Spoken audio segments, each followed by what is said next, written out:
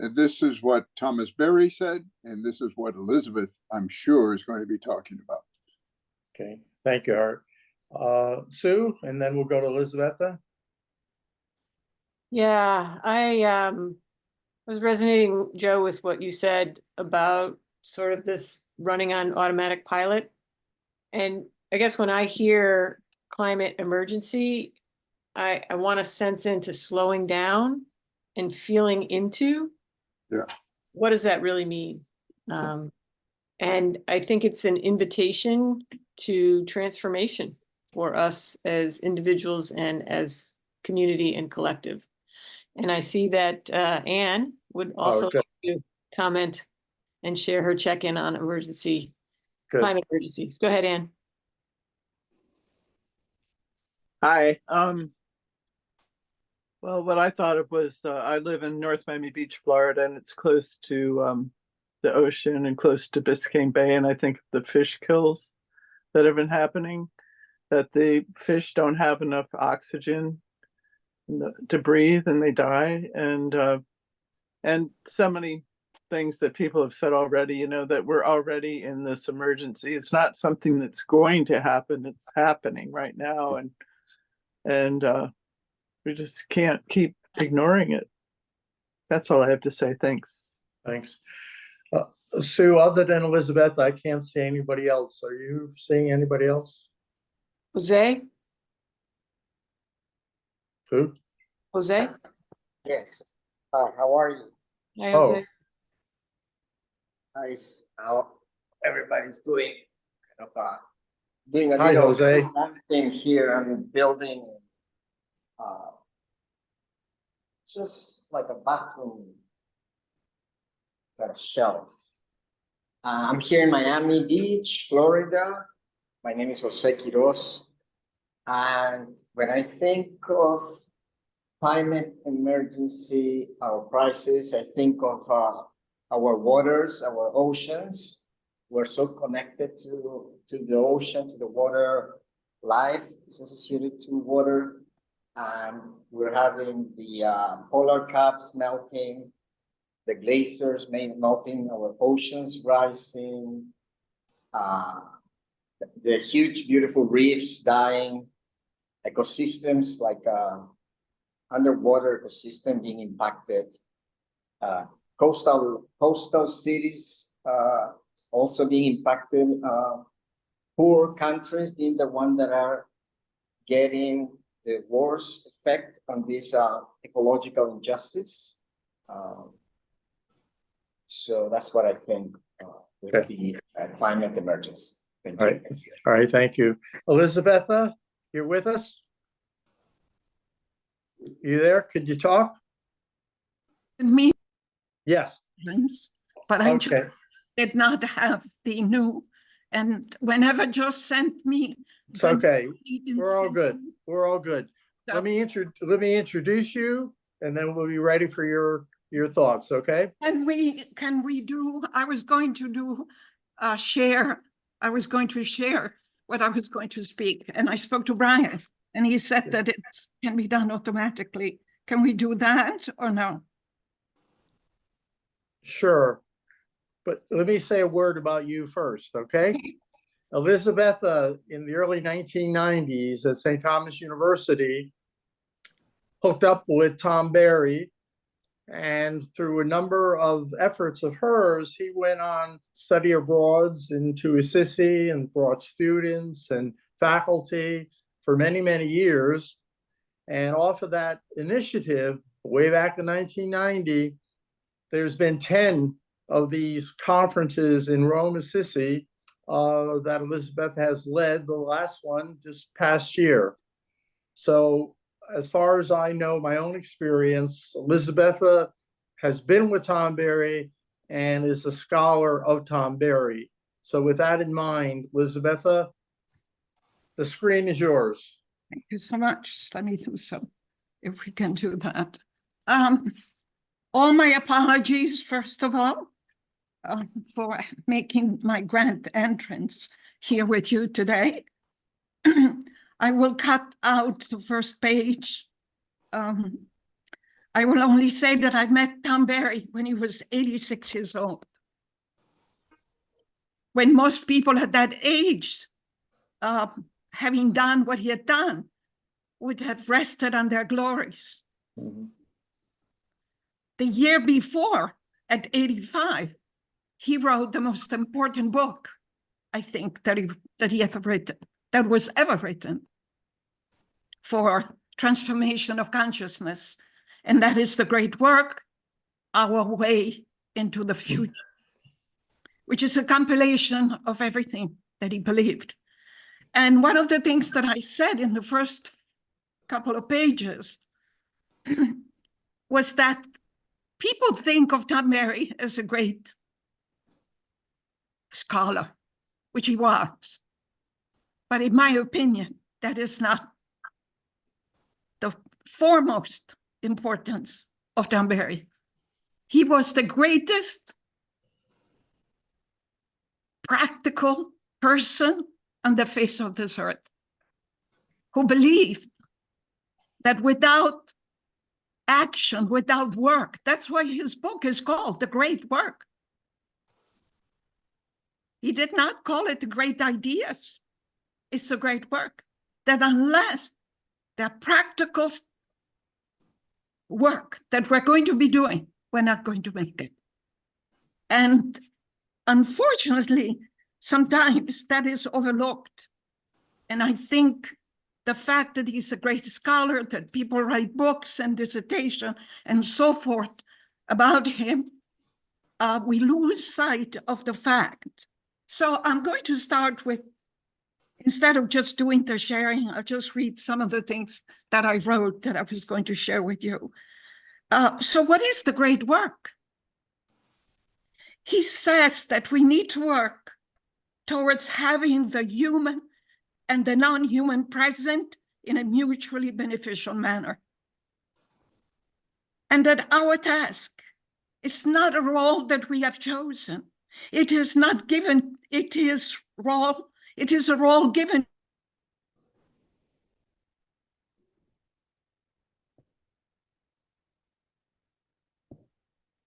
Looks like she froze. Hopefully she'll come back. Okay. All the people. No one is exempt. Furthermore, our individual work must be aligned with the greater efforts to surmount the problems and the challenges of our times. And he gives us some very important points, very clearly stated in this last book. First and foremost important is a concept that he repeated earlier in other books, which is that we cannot continue to treat other humans or other forms of life as objects. Berry says that we are all, humans and non-humans, a community of subjects and not a community of objects. He says each being has his own voice. Each being declares itself to the entire universe. Each being enters into communion with other beings. Life then is sacred, every part of life. He explains this major principle by bringing into mind Thomas Aquinas in the Summa Theologica, question 47, where Aquinas explains that the goodness and greatness of a God could not be contained in one species alone, the human species. And therefore God had to create the non-human world. The sacredness of life that one sees in the seasons, for example, we also witness, he says, in the dying of the earth. When South Florida was devastated in '92 by a Hurricane Andrew, and Tom Berry came to St. Thomas University Floridians gathered around him, asking him why did this devastation happen? Barry answered simply that we need to participate in the wilderness of the world around us. For it is out of the wild depths of the universe and out of our own being that the greater vision must come. The discontinuity of the human from the rest of creation must be overcome once and for all. Thus, Barry tells us that we must relearn and reconnect to the natural world, but not only by providing intellectual critiques or plans of action, but we must connect emotionally. He adds the importance of the intimacy of humans to the natural world in a single community of existence. Therefore, by connecting emotionally and not out of a Kantian sense of guilt, we develop an openness that becomes deep compassion for all forms of life, with a gratitude for the gift of life.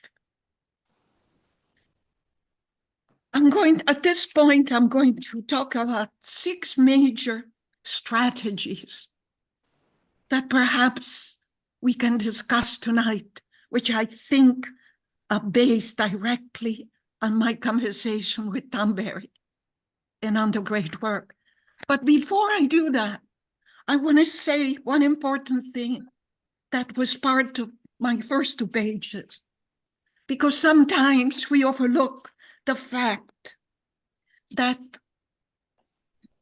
while Tom Barry was with the students in Assisi, in these sacred places, and in Rome, and then also in Ecuador, because Tom Barry, when he was 88 years old, spent time, 2 weeks in Ecuador. And he lived with me, and I think we had 34 students outside with the Shuar Indian, one of the most remote tribes, with no electricity, with no phones, with no internet. But while all this was happening, South Florida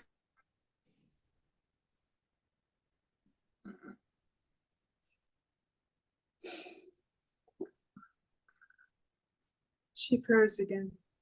we became the hub of a new spiritual and ecological transformation. Tom Barry became a household word. His presence was felt by everyone, with other leaders in sustainability and spirituality.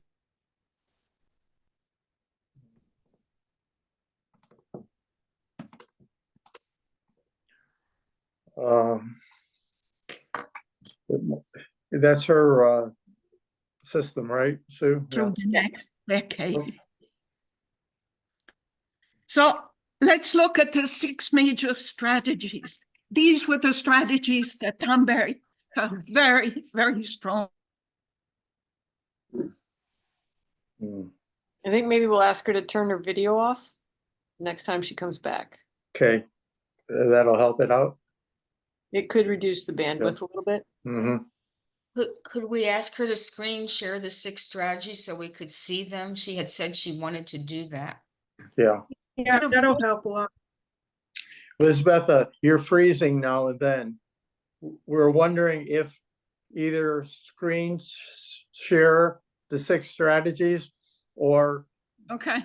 possibly if you say that again, Sue, if she turns off Your camera. your camera, your bandwidth would be stronger and we would hear you. You mean my It- phone? Wait. What do you, I'm not understanding what you're asking me to do. Just keep going. Just keep going. All right, We'll so pick it number up. 1, we need to bring about organic gardening. and community-supported agriculture. Do we get that? Yep. Perhaps we can talk about number one. Number two, implement solar hydrogen energy systems, as well as hydropower to replace carbon, to petroleum and coal. And we know very well, Joe, the work that he's doing with the Vatican, trying to have the parishes of the Diocese of Rome install solar energy in their rectories by 2025. So that's one of the action, one of the plan of action that he's already doing. Number three, the elimination of the automobile in its present form. In fact, a news that is news to me, Tuesday, I heard from the European Union, it passed its final approval. All cars in the European Union need to be zero emission vehicle by 2035. Absolute, no way out. And I keep thinking of all those parking lots that I see when I drive home with all those cars that are being for sale. Strategy number 4, restoration of local village economies. And here I just saw Father Fidelis. He, last year, in the season of the creation group, he developed a project in Nigeria to bring about the production and the sale of organic produce. This will change the economy and the lives of those villages, as well as the training of young people in eco-sustainability. So he's doing already the great work. Number 5, a jurisprudence that recognizes the rights of all beings. One of the people whom I know is doing it right now is Herman Green from the Center for the Ecozoic Studies. He recently co-authored a book for law school students who are going to be able to learn and better implement justice to all beings. And the last one, the most important one, education of a post-petroleum way of life. Education of a post-petroleum way of life. I think of all the young people today, their favorite t-shirt that is made out of petroleum. I think of all the educators, the politicians, the business people, and you and me. Do we really know what to do? What kind of education we're going to have in a post-petroleum way of life? And then I went on and do a bit of conclusion, which I leave it to your imagination, but I'd like to leave you with the big question that Tom Berry always ended his classes during those wonderful 7 years. Tom Berry would say, and now I ask each one of you, what is your great work? And now I ask each one of you, what is your great work? Thank you. Thank you, Elisabetta. Sue will put us into breakout sessions to discuss whatever of Elisabetta that rises up in you to share with each other, and then we'll come back in 20 minutes. Yes. Thank you, Elisabetta. Thank you. So this is the opportunity to harvest the insights and movements that occurred in your breakout session. So would just love to hear what's resonating and reverberating through your system to share with us here collectively. I Okay. think Art, you're speaking, but you're on mute. There you go. I'm off, okay.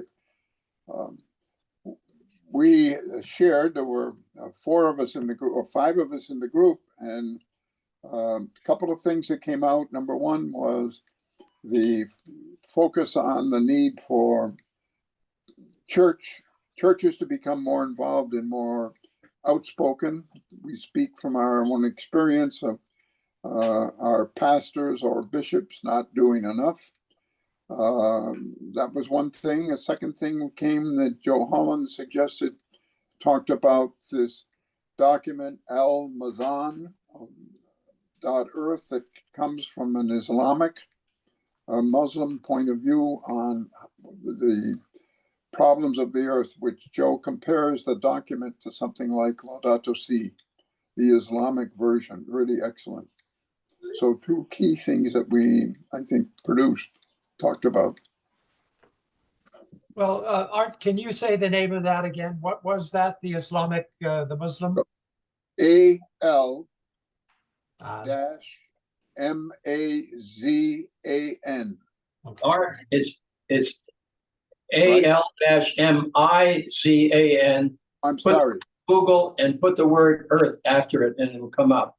Yeah, the website. Okay, very good. Thank you.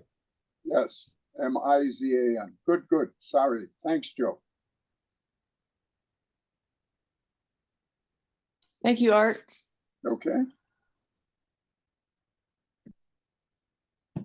Well, I'd like to say in our group, we talked about movement and mobilization, but maybe not in the ways that you might imagine. We talked about bringing ideas out beyond the four walls and moving into the community. And we looked historically at how Dr. Mercedes Iannone did that with her students, her graduate students. She brought us into the community to engage with other communities and see how they lived, moved, and in their world, in their communities. And it was a very powerful experience. The whole idea of, being in the car, just the single object in the car versus engage in public transportation where you can engage with other people, getting out of our cars and finding ways to move and have more motion and interact and engage with communities other than the ones we're used to. It was kind of exciting. And we also discussed that, we can start now. We don't have to wait for some grand leader to take the charge and us to follow. We can each be leaders in our own way. And maybe we're the ones that will represent the mantle of what this organization is about when we go and engage in our own communities. That was my experience in our group. Beautiful. And, it kind of highlights what Elisabetta had talked about around this move to intimacy, right? Out of the subject object, the I it kind of relationship into, as Martin Buber would say, the I thou with all beings, and getting out of the car and getting into community, into relation is one way to bring that intimacy to life. Thank you.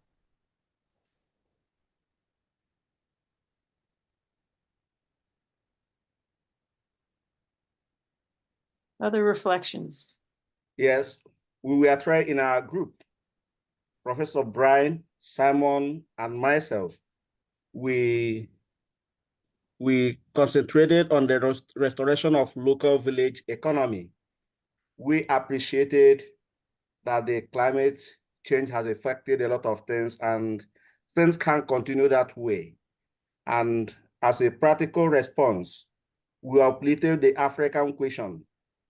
And I was given the opportunity to present what Elisabetta talked about, what we are doing in Africa, how we are trying to bring the geophysical and human ecology together by teaching people how to live in the land and with the land, how to cultivate organic products to contribute to health because the industrial farming has done a lot of harm to the land, and it has affected the local poor people in the villages. It has affected the quality of agri-produce because the chemistry of the land has been altered. So we saw it as something to delve into and contribute meaningfully to human health. Thank you. And that sense of learning together how to restore the earth, right? How to create those local ecosystems, because it hasn't been done in the way that it will need to be done now, right? We had former kinds of things, but so much is different that we have to learn how to do it out of the now, which is really powerful and in relation. Thank you.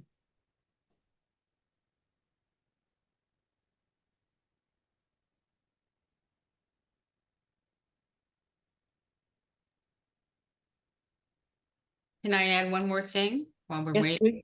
Sure, yes, please. I forgot to mention that we also talked about ways in which we could engage younger people, both within this organization and beyond, to bring about some of these ideas that we're having conversation about and share that with, groups that we may be in where there are younger people, and lamenting a little bit about, in church life, there seems to be less people boots on the ground than there were before the pandemic, and finding ways to engage and interact outside of the four walls, mostly to involve younger people, really being curious and listening to what they have to say and contribute, rather than just being comfortable within our own settings. This is comfortable. It's like being in a living room, but maybe getting outside of the living room, and perhaps it will be a little awkward and discomforting, but it will be worth our while to do that, is I think one other thing that was discussed in our group. Yeah, thank you. I was working with Chaz and Jose, and they came up with very interesting ideas. One of them was the fact that some of the theologians today have a difficulty with the call to action because it's the intellectual takes over. It hasn't become that emotional connection that Tom Berry says it's indispensable. And until the church, till the fathers of the church, until the people who teach our children really stress the great importance of the emotional connection, so that we understand emotionally the compassion that we feel. And the other thing was the fact that these ideas, call to action, has been around for a long time. But one of the new things that Tom Berry is stressing, and obviously I didn't get a chance to talk about tonight because I was late, is the urgency. It cannot be postponed. It cannot be said that this can be done. My granddaughter, well, I have to start now at my age. We all have to do it. So there is the urgency that somehow is not being communicated. People don't understand. We go about business as usual. Yeah, thank you for that. And I think one of the threads that seems to weave through a couple of these comments is, how will education need to be transformed, right? Because education right now is we're training the mind, and we seem to be disembodied and unemotional. I mean, that seems to be a goal in a lot of education. And what are the ways that we can even introduce being in our bodies and feeling emotions, feeling our connections with each other, with all of life, and feeling into that sacredness? Where can we take time and relations to do that intentionally?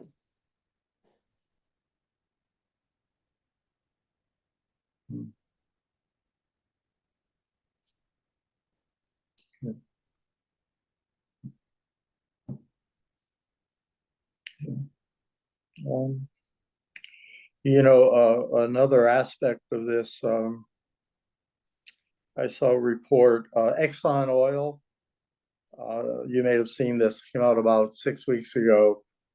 They actually, in the 1960s, commissioned an internal study in their business about what would happen if blah, blah, blah, blah, blah, blah, blah, in terms of oil and fossil fuels. And it was exactly what is happening to the earth, the warming of the earth.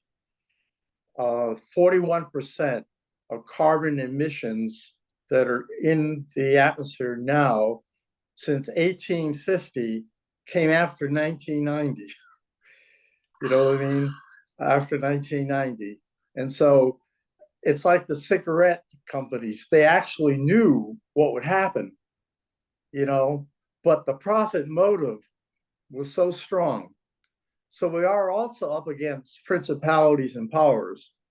I mean, there are a lot of political and economic and financial interests that benefit, you know, what's the thing, Joe will know, or Elizabeth, cui bono, I think, who benefits? Is that it? I think that's the phrase. Yes, who benefits? Cui bono.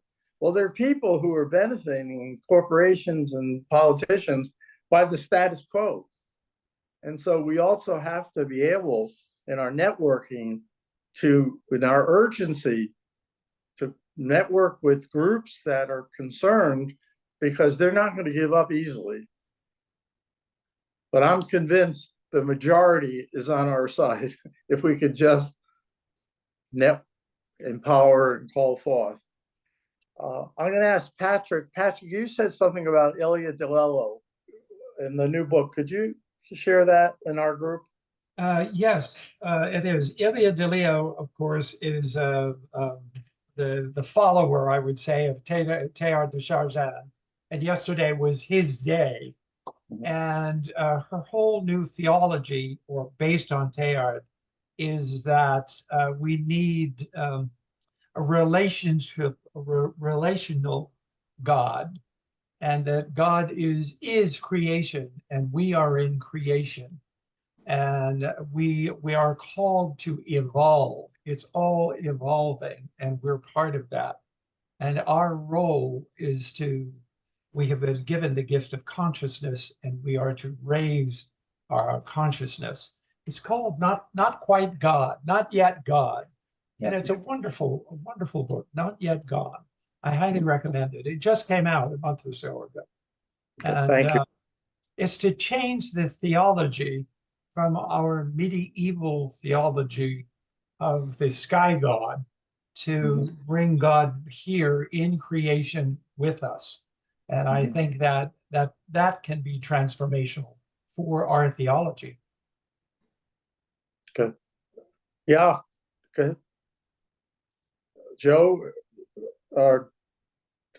someone had a question. I didn't grab it. It came up in the chat. Someone wanted to ask a question. Did I miss it? I didn't see a question in the chat. Yes, Oh, go ahead, Jose. Yeah, I love Chardin, and I subscribe to that embodiment of the divine in creation. Panentheism, and trying to navigate without becoming heretical as a Catholic. Yes. And I was mentioning in our group that the only being that is fallen is us humans. The rest of creation is in harmony with the divine and the creator. And we are the ones needing redemption. And our theology doesn't reflect that. Our theology reflects us as being an apex being in the economy of creation, and we're not. And that's where she was referring, I forgot her name, sorry, about the need for a change in theology. We need to challenge that the same way that theologians challenge our praxis through liberation theology, and it took decades, but it happened. We need to acknowledge, and I go further to see God in the inert matter. I don't need to see God into plants and animals, and I see God in a rock, in soil. Yes, and that's exactly what they say in this book. God is present in all matter. God is in creation. So I really think you ought to look up Elia DeLello's new book. I think you'll like it a lot. Yeah. Yes, thank you. And not to mention the eclipse. I mean, in terms of, physical matter overwhelming us with the awe of creation. We have about 5 more minutes. If somebody would like to offer another, insight or another sharing before we wrap up, this would be a good time. Can I Father- take a few seconds, Joe? Just a few Sure. seconds. This is about the European Union decision to have, by 2035, zero emission vehicles. I've been following this for the last 2 years through the newspapers, the radio in Italy and France and Germany and so forth. Amazing. The battle, the difficulty that people have been having with this has been mind-boggling. And it's almost a miracle that Tuesday that they voted on this. What I'm saying is the battles ahead of us, if truly we're going to take this seriously, the urgency to actually act, the call to action that Danbury discusses, we need to be aware that it's really a difficult battle. And we need to be ready and strong for that in a community, not together. Thank you. Father Fidelis? Mute. I want You're to on bring, mute. yeah, thank you. I want to bring something to the group because I noticed something happening in Africa now. The big business people are rushing into Africa, trying to buy over the African land. And they are forming alliance with the governments. And I'm concerned that the mistake they have made in the Western world may be repeated if there is nothing solid done in Africa. So I was wondering, how can we, this group, push forward what we are doing to Africa so that the awareness will be created and the government will be involved and enlightened on what is going on? Because of the poverty of in the land, these people are coming in the name of aid, and they are trying to buy up the lands and continue what they are doing. Yeah. Father Fidelis, you have that initiative you're doing in your own country. Maybe we can get a paragraph or 2 about it, and we could circulate it through, SETI, to make other people aware, because you're actually doing something now in your country, and we wouldn't have to create something, we could support something. So maybe we'll follow up on that, okay? Okay. Anyone with a last word? Joe? Fidelis, if we in the Spirituality and Sustainability Global Network, we have a newsletter. So it would be wonderful to write an article for the newsletter. If you could write something up about that, and we could put it in the newsletter and circulate to our whole mailing list, because it's very important. Yeah. And SETI, we could post that on our website. So there are things each of us can do in support of ideas other people here have. That's part of what a network is. We have ability to pull in somebody else's idea and enhance it as a group. Brian, are you still there? I was going to give Brian, maybe since he's in Germany, a final word, but I think he's gone to sleep. Can I ask a quick question? Yes. Okay, my question is, somebody mentioned earlier, I'm not sure if it was Patrick, about a book club, a spiritual book club. That was earlier in the conversation when we were all in one group. I wondered if we could learn more about it. If not tonight, maybe something can be sent out to us about that, because I know personally I'm interested in that as another way of continuing this type of dialogue. Thank you. Okay. Absolutely. I'll get that information out somehow. Elisabetta, how about we give Jose? Go ahead. Jose. Yeah, I wanted to share one last thing. I think it's just perfect venue here. I have a personal practice. I consider creation Eucharistical. The presence of Christ, the divine, it's in creation. And I used to have a papaya tree near me. And I've done it with different things, but I started with a papaya. I will pull the papaya from the tree, and through through meditation and prayer, I'll connect with Christ, seeing how it wasn't touched by humans. It was just a gift from the divine. And being able to really connect at the heart and the soul level with Christ through that object, that papaya, turn it into a Eucharistical experience. And it allowed me to enter into a new relationship with creation and see, and from there we can say that since the Eucharist is the summit of our faith, we can just extrapolate that creation, Christ in creation is the summit of our faith as well. Okay. Thank you. Elisabetta, do you have a comment to kind of pull us together here? One sentence. If anybody is interested in continuing this dialogue about Tom Berry, I am willing, able, capable. Joe and everybody else knows how to get in touch. We can form a group. It could be a study, could be whatever you like. But I think it's important to be done. And I would like also, I see that Joe Hallen is right here. He's the other Tom Berry expert who was in Italy with me for even when Tom Berry came to get his big award, because we managed also at one point to give him the biggest award in ecology that anybody has ever received. And I think by this time he was 90 years old. And Joe is the one who went to get him at the airport. Joe, do you have any pearls of wisdom to share on that? Oh, yeah, well, I went to pick up Tom at Fiumicino Airport in Rome, and he got off the plane and he had a little paper bag, like a lunch bag. And I said, well, what carousel is your luggage, Tom? And we were going for 2 weeks. And he said, oh, this is all I have.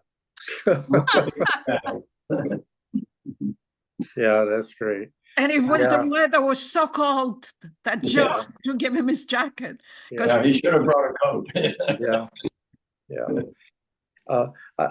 I could almost end with another Tom Berry story.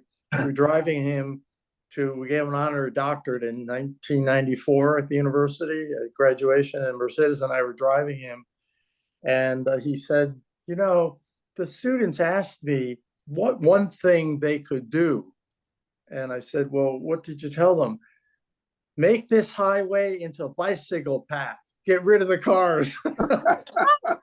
That's how he thought of big things, get rid of the cars.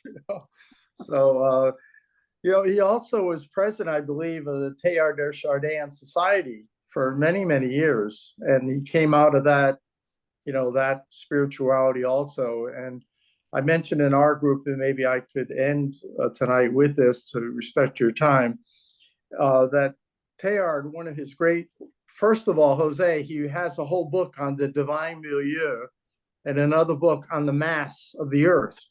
Teilhard saw the earth as liturgy, so that's also there. But this thing with Teilhard that always stayed with me the first time until today is when he said that the human is the universe conscious of herself. Yeah. That we have consciousness. Everything else is kind of hardwired. The plants, the animals, the rocks, the volcanoes, but we have choice. Choose life, choose death. So we do have this ability to make good choices, because that is the universe through us choosing the future.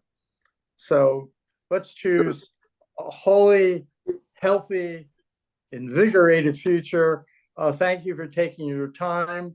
And Elisabetta, we'll follow up on your invitation about following up on Tom Berry. Some people also asked about your text tonight, those 6 things, if we could distribute them. And maybe we could distribute them and invite people to, see about a follow-up. Okay? Thank you all. Have a blessed evening. Thanks for joining us. And let's say love is the power that we need to bring forth. Amen. Amen. Good night. Thank Good you. night. All right. Thank Good you. night. Thank you.